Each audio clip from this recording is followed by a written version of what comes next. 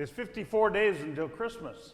We're getting close. And this is right after kind of we get past Halloween and into Thanksgiving, we start to say, I'm waiting for Christmas, because the anticipation builds, the waiting builds, the excitement of Christmas time builds in our lives.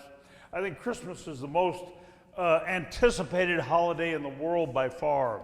And we even count down. Do you do the countdown?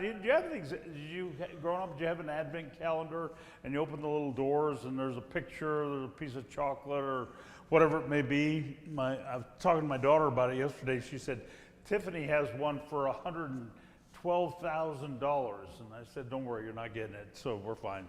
But when I was growing up, we didn't have that, so we'd make these paper chains. You'd take cardboard, construction paper, red and green, and you'd make these paper chains to the countdown to Christmas, and then you'd cut off a day of the chain as you got closer and closer. And the anticipation builds, because Christmas is really about waiting.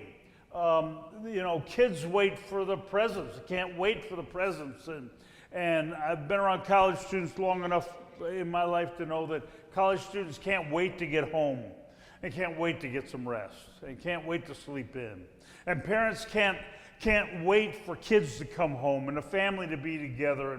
And for everybody, you can't wait for the food you only get at Christmas time, and the desserts you only get at Christmas time, and the kinds of celebrations and church services we only have at Christmas time. Because Christmas time is this time of waiting. Christmas is a time that changes everything, and that's maybe why we wait for it with such anticipation. Everything shifts at Christmas time. People put up lights on their house. You wouldn't do that in the summer, but you do it at Christmas time because it's that anticipation of waiting that something's going to change, and the music changes. I don't know about you, but I love Christmas music. I start the day after Thanksgiving, and I go all the way till New Year's Eve, and I stick with Christmas, but I don't listen to it in the summertime, but it's for Christmas. Music changes, the food changes at Christmas time, and most importantly, maybe the spirit of joy changes in people at Christmas time. Well, one of the things I do, for the university is I raise money, help pay for your education. And you may think it costs a lot, and it does cost a lot, and I know a lot of you sacrifice a lot to afford to be a Belhaven, but you don't begin to pay the full cost of your education. We'd have to charge you about twice what you get in order to actually pay for what you're getting. And so we raised a lot of money from funds of the university, and my best day all year for fundraising is Christmas Eve. I call people on Christmas Eve about making a gift to the university, and everybody's happy when I call.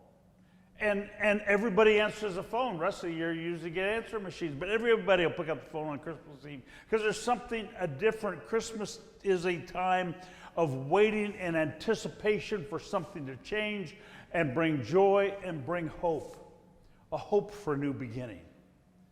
And that's what Christmas has been, as we saw in the story of Mary. It was a waiting. The people of Israel had waited thousands of years for the Messiah to come. They had waited and waited. They knew he would come. They knew the circumstance around which he'd come, but they'd waited and waited and waited for this significant change that was to come.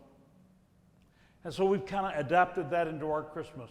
We kind of wait in anticipation that something new and different will happen after Christmas. I mean, how many people say, well, the day after Christmas, I'm going to start my diet, or the day after Christmas, I'm going to begin to exercise, the day after Christmas, I'm going to read better.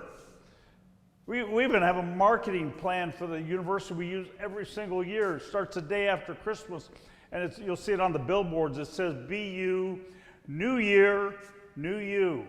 Because we know as people get right past Christmas, they're ready for significant change, and people sign up to come to school at that point.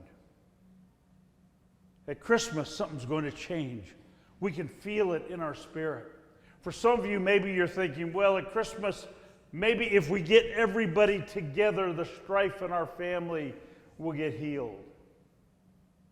Or maybe for some of you, if I can just get to Christmas, maybe the wounds I feel will be healed. Maybe for some of you, it's if I can get to Christmas, it'll be a time of building a new foundation with God in my life. Christmas is a time of waiting for the hope of new beginnings, and we're waiting for Christmas. 54 days, that's the countdown. And as you're waiting for Christmas, these 54 days, I want you to think of one thing. As you're waiting, remember Jesus is always waiting for you. And if you're ignoring him, if you're running from him, if you're not connected with him, if you got things that need to shift, that's okay. He's waiting. And he'll wait, and he'll wait until you're ready. So as you're waiting for Christmas and the anticipation builds, don't lose sight of the fact that Jesus is waiting for you. Let's say together our benediction. No eye has seen, no ear has heard, no mind has conceived what God has prepared for those who love him. Merry Christmas.